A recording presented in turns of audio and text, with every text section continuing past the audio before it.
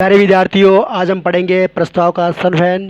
इसका दूसरा नाम है सूचना, कम्युनिकेशन और प्रपोजल। फिर उसके बाद में प्रस्ताव का खंडन या प्रतिसरण, रिवोकेशन और प्रपोजल। फिर उसके बाद में देखेंगे प्रस्ताव करने की विधियाँ या निरस्तीकरण की विधियाँ, method of revocation and rejection. सबसे पहले अब हम देखते हैं प्रस्ताव का संवहन क्या होता है। Communication of proposal. प्रस्ताव का संवहन तब पूर्ण होता है जबकि वे प्रस्ताव उस व्यक्ति की जानकारी में आ जाता है जिसको वे प्रस्ताव किया गया है। The communication of proposal is the complete when it comes to the knowledge of the person to whom it is made. Section कौन सा है? सेक्शन 4, सेक्शन 4, धारा 4। इस धारा का अध्ययन करने के बाद स्पष्ट होता है कि प्रस्ताव का संवहन तब पूर्ण माना जाता है जबकि उस प्रस्ताव की जानकारी उस व्यक्ति को दी जाती है जिससे प्रस्ताव किया जाना है। यदि उसे प्रस्ताव की जानकारी नहीं होती तो प्रस्ताव का संवहन पूरा नहीं माना जाएगा। सिंपल सी बात है। इसका एग्जाम्पल देख सकते हैं हम। ए व्यक्ति बी को अपनी कार एक निश्चित मूल्य पर बेचने का पत्र लिखकर प्रस्ताव करता है। या प्रस्ताव का संवहन तब पूर्ण माना जाएगा जबकि वे प्रस्ताव का पत्र बी को मिल जाएगा। ठीक है, तथा वे उसे पढ़ लेगा अथवा सुन लेगा। यदि बी को प्रस्ताव का पत्र कभी प्राप्त नहीं हो पाता अथवा उस पत्र को प्राप्त करने के बाद वे ना तो पढ़ता है और ना ही सुनता है तो प्रस्ताव का संवहन पूरा हुआ नहीं माना जाएगा। ये बात स्पष्ट रूप से महत्वपूर्ण है कि यदि कोई व्यक्ति प्रस्ताव की जानकारी के बिना ऐसा कोई कार्य करता है तो प्रस्ताव के अनुकूल हो तो भी प्रस्ताव का संवहन, कम्युनिकेशन और प्रपोजल नहीं माना जाएगा। लालमन शुक्ला बनाम गौरीदत्त का मामला जो खोए हुए बच्चों के संबंध में था, स्पष्ट हो चुका है कि बिना प्रस्ताव की जानकारी के दी गई स्वीकृति व्यर्थ होती है। यद्यपि वादी ने प्रस्ताव की बिना जानकारी के ये प्रस्ताव की शर्तों के अनुसार कार्य किया था किंतु बाद में उस प्रस्ताव की स्वीकृति नहीं मानी गया। देखा था हमने कौन से मामले में? लालमन शुक्ला बनाम गौरीदत्त के मामले में उसका भतीजा खो जाता है। तो और हम आगे देखेंगे इस केस को। तो यहाँ पे हमने क्या सीखा, क्या जाना? प्रस्ताव की शर्तों के अनुसार कार्य किया गया था किंतु प्रस्ताव की स्वीकृति नहीं मानी गई क्योंकि प्रस्ताव का संवहन नहीं हुआ था, कम्युनिकेशन और प्रपोजल नहीं हुआ था, इसलिए उसकी स्वीकृति नहीं मानी गई थी। इसलिए उसको जो इनाम घोषित किया था वो प्राप्त करने का हक नहीं था। न्यायालय में गया, न्यायालय ने निर्णय दिया था कि उचित कम्युनिकेशन नहीं हो पाया है, प्रस्ताव का संवहन नहीं हो पाया है, इसलिए ठहराव नहीं बन पाया था। नेक्स्ट है प्रस्ताव के खंडन या प्रतिसरण, रिवोकेशन ऑफ प्रपोजल। प्रस्ताव के विरुद्ध स्वीकृति का संवहन पूरा होने से पहले किसी भी समय प्रस्ताव का खंडन किया जा सकता है किंतु उसके बाद में नहीं। धारा कौन सी? धारा 5, सेक्शन 5। प्रस्ताव का खंडन या प्रतिसरण, इसका मतलब ये है कि कोई भी व्यक्ति प्रस्ताव करता है और प्रस्ताव करने के बाद में जो सामने वाला व्यक्ति है वो क्या करता है? उसकी स्वीकृति देता है। लेकिन ये व्यक्ति उस स्वीकृति देने से पहले उसका क्या कर सकता है? खंडन कर सकता है। लेकिन अगर उसने सामने वाले व्यक्ति ने स्वीकृति दे दी तो वहाँ पे वो फिर उस खंडित करने का अधिकार उसका समाप्त हो जाएगा।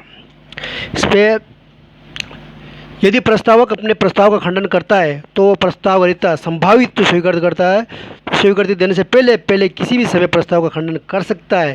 स्वीकृति प्रस्ताव की जानकारी के में आने के बाद प्रस्तावक का प्रस्ताव खंडित करने का अधिकार समाप्त हो जाता है। इसको हम सिंपली साधारण एक एग्जाम्पल के द्वारा समझ सकते हैं। ए व्यक्ति बी को अपना मकान बेचने का प्रस्ताव पत्र द्वारा करता है।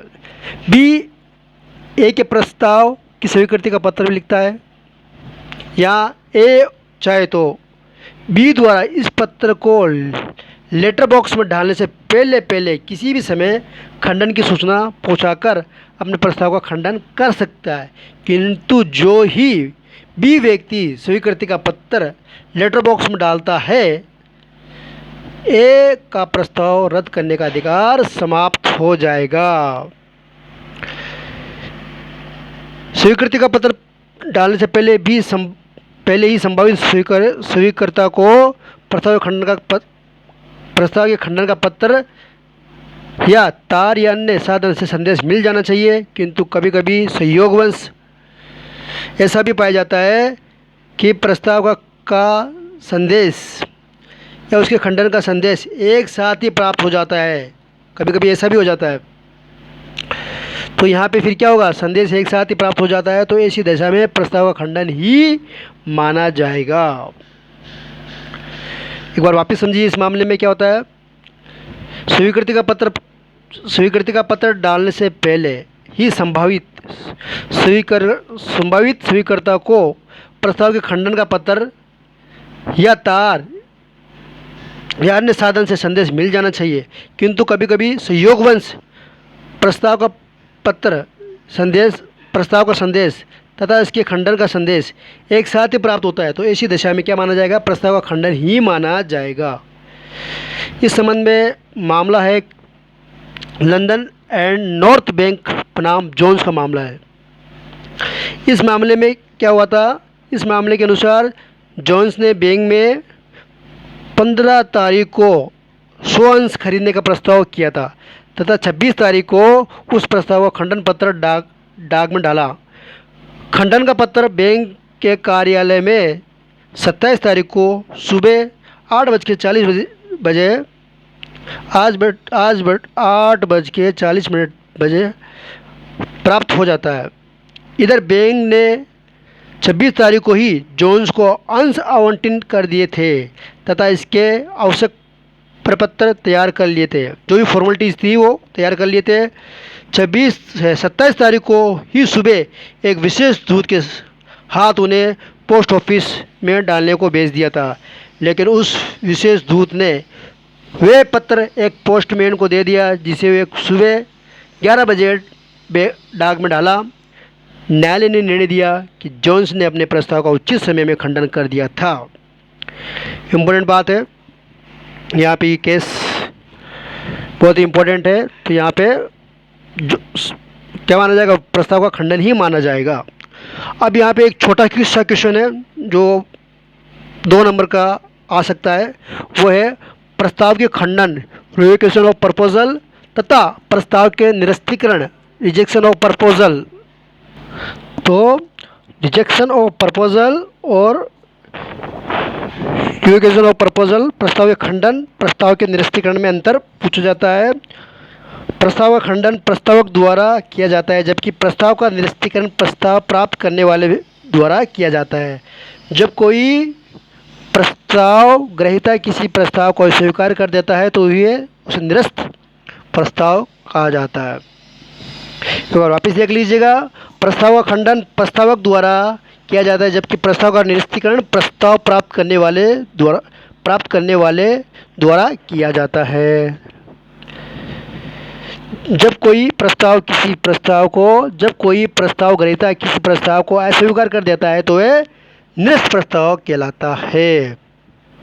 अब इम्पोर्टेंट है प्रस्ताव का खंडन एवं निरस्तीकरण की विधियाँ, method of revocation of and rejection, important है ये। तो यहाँ पे सबसे पहले दे रखा है सूचना देकर। अधिनियम में स्पष्ट कहा गया है कि प्रस्ताव के विरुद्ध स्वीकृति का समय पूरा होने से पहले किसी भी समय प्रस्तावक प्रस्ताव के खंडन की सूचना देकर प्रस्ताव का खंडन कर सकता है। स्वीकृति देने के बाद प्रस्ताव का खंडन कभी भी नहीं किया जा सकता। प्रस्ताव के खंडन की सूचना प्रस्ताव ग्रहीता को उसके द्वारा स्वीकृति देने से पूर्व प्राप्त नहीं होती तो यह खंडन वैध नहीं माना जाएगा। ओके, खंडन की सूचना प्रस्तावक स्वयं अथवा उसका अधिकृत एजेंट पत्र द्वारा, तार द्वारा, टेलीफोन द्वारा, सेल फोन द्वारा, SMS, ईमेल अथवा किसी अन्य उचित तरीके से दे सकता है। प्रस्ताव का खंडन स्पष्ट या गर्भित भी हो सकता, गर्भित भी किया जा सकता है। इस प्रकार सूचना देकर बाय नोटिस प्रस्ताव का खंडन एवं निरस्तीकरण किया जा सकता है। दूसरी है निर्धारित अवधि की समाप्ति पर। यदि प्रस्तावक ने प्रस्ताव की स्वीकृति के लिए कोई समय या अवधि निर्धारित कर दी गई है तो प्रस्ताव ग्रहीता उस अवधि में स्वीकृति देने में असमर्थ रहता है तो प्रस्ताव अपने आप में क्या हो जाएगा, समाप्त माना जाएगा। यदि निर्धारित अवधि से पूर्व प्रस्ताव का खंडन कर दिया गया तो भी वह वैध खंडन माना जाएगा। दूसरी विशेषता ठीक है, जो भी है निर्धारित समय दिया है वो समय क्या हो गया, समाप्त हो गया बाय लैप्स ऑफ टाइम। फिर तीसरा है उचित समय के व्यतीत होने पर, लैप्स ऑफ रीजनेबल टाइम। इसमें वही बात है, यदि प्रस्ताव में स्वीकृति की कोई अवधि या समय नहीं दिया गया तो उचित समय के बीत जाने के बाद तक स्वीकृति प्राप्त नहीं होने पर प्रस्ताव अपने आप में क्या हो जाएगा, समाप्त माना जाएगा। नेक्स्ट चौथी है स्वीकर्ता द्वारा प्रस्ताव की शर्त को पूरा न करने पर। यदि स्वीकर्ता द्वारा प्रस्ताव की शर्त को पूरा नहीं करने पर, नॉन फुलफिलमेंट ऑफ कंडीशन। यदि स्वीकर्ता ने प्रस्ताव के साथ लगी हुई किसी विशेष शर्त को पूरा किए बिना ही स्वीकृति दे दी है तो ऐसी स्वीकृति वैध नहीं मानी जाएगी। उस विशेष शर्त को पूरा न करने के कारण दी गई स्वीकृति व्यर्थ हो जाएगी तथा प्रस्ताव भी स्वतः ही समाप्त हो जाएगा। इसका हम एग्जाम्पल देख सकते हैं, इसके द्वारा हम समझ सकते हैं। ए बी को ये प्रस्ताव करता है कि यदि उसने उसकी गाड़ी 10,000 रुपये में ख़रीदना चाहता है। ए व्यक्ति क्या करता है, बी को ये प्रस्ताव करता है कि यदि उसने उसकी गाड़ी 10,000 रुपये में ख़रीदना चाहता है तो वह उसको 1,000 रुपये एडवांस भेज दे। यदि बी गाड़ी खरीदने की स्वीकृति तो भेज देता है किंतु वह 1,000 रुपये नहीं भेजता है तो यह स्वीकृति व्यर्थ है। साथ ही ऐसी अधूरी स्वीकृति के परिणाम स्वरूप गाड़ी बेचने का प्रस्ताव भी समाप्त हो जाएगा। नेक्स्ट, प्रस्ताव की मृत्यु अथवा निधन। प्रस्ताव की निधन अथवा मानसिक अवस्था की दशा में, bye death of incentive of the offeree. यदि प्रस्तावक की मृत्यु अथवा मानसिक अस्वस्थता की सूचना प्राप्त होने तक प्रस्ताव की स्वीकृति नहीं दी गई है तो इसी सूचना प्राप्त होते ही प्रस्ताव का खंडन हो जाएगा। इसी प्रकार स्वीकर्ता की मृत्यु अथवा पागल होने की दशा में, बाय डेथ और सेंटी ऑफ एक्सेप्टर। जो स्वीकृति देने वाला है उसकी भी क्या हो गई, या तो निधन हो गया या मृत्यु हो गई अथवा या मानसिक अस्वस्थ हो गया। उसका मानसिक अस्वस्थ का मतलब पागल वगैरह हो गया। यदि प्रस्ताव किसी व्यक्ति विशेष के सम्मुख किया गया अर्थात विशिष्ट प्रस्ताव, तो यह प्रस्ताव स्वतः ही समाप्त हो जाएगा जब उस विशेष प्रस्ताव ग्रहीता की मृत्यु हो जाती है। सिंपल सी बात है। इसी प्रकार यदि प्रस्ताव ग्रहीता स्वीकृति देने से पूर्व ही मानसिक रूप से पागल हो गया हो तो भी स्वीकृति देने के लिए अयोग्य हो जाएगा, परिणाम स्वरूप उसका प्रस्ताव भी समाप्त हो जाएगा। सिंपल सी बात है, अगर डेथ हो जाती है या पागल होने की दशा में क्या हो जाएगा, प्रस्ताव का खंडन माना जाएगा। फिर नेक्स्ट है कानून में परिवर्तन होने पर, by change in the law. कभी कभी किसी प्रस्ताव के करने के बाद ऐसा कानून बनता है या जो विद्वान वर्तमान जो समय में कानून है उसमें परिवर्तन हो जाता है, जिसके परिणाम स्वरूप उस प्रस्ताव की स्वीकृति से उत्पन्न होने वाले ठहराव का निष्पादन करना इम्पॉसिबल हो जाता है। ऐसी दशा में ऐसा प्रस्ताव स्वतः ही निरस्त हो जाएगा। नेक्स्ट, स्थानापन्न प्रस्ताव करने पर, बाय काउंटर ऑफर। कि बार बार काउंटर ऑफर आएगा आपके, तो काउंटर किसे कहते हैं मैंने आपको बार बार बता दिया, और भी आगे नेक्स्ट इस पर जिक्र करेंगे, इसके ऊपर प्रकाश डालेंगे। लेकिन यहाँ पे काउंटर स्थानापन्न होने पर, स्थानापन्न प्रस्ताव होने, काउंटर ऑफर होने पर यदि प्रस्तावक द्वारा जो प्रस्ताव किया गया है उसे प्रस्ताव ग्रहीता द्वारा परिवर्तन करके स्वीकृति दी जाती है तो ऐसी स्वीकृति वैध नहीं मानी जा सकती, बल्कि उसे स्थानापन्न प्रस्ताव कहते हैं। ऐसे प्रस्ताव के कारण मूल प्रस्ताव स्वतः ही समाप्त हो जाएगा। इसका एग्जाम्पल और देख लेते हैं एक बार। ए बी को अपनी गाड़ी 20,000 में बेचने का प्रस्ताव करता है। बी उसे क्या कहता है, 20 में नहीं खरीदूंगा मैं इसे खरीदूंगा 15 में, स्वीकृति देता है। यहाँ ये स्वीकृति नहीं मानी जाएगी, ये स्थानापन्न प्रस्ताव है, काउंटर ऑफर है, माना जाएगा। अतः ए का प्रस्ताव स्वतः ही समाप्त हुआ माना जाएगा। नेक्स्ट है विषय वस्तु के नष्ट होने पर, destruction of subject matter, destruction of क्या हो जाएगा, सब्जेक्ट मैटर। यदि प्रस्ताव की विषय वस्तु नष्ट हो जाती है तो प्रस्ताव का स्वतः ही खंडन हो जाएगा।